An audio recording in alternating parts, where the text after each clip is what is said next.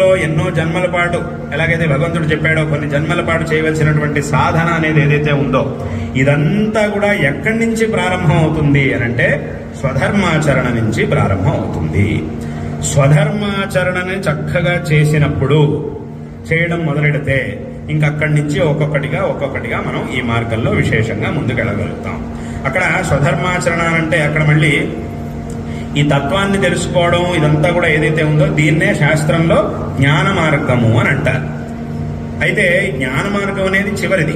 దానికంటే కూడా ముందున్నటువంటిది ఏమిటి అంటే ముందు ఒక మార్గంలో వెళ్ళి తర్వాత జ్ఞాన మార్గంలోకి వెళ్ళాలి. ఆ జ్ఞాన మార్గంలోకి వెళ్ళాలి అని అంటే మధ్యలో మనం వెళ్ళవలసినటువంటి మార్గం ఏమిటి అని అంటే ఒకటి కర్మ మార్గం, ఇంకోటి భక్తి మార్గం.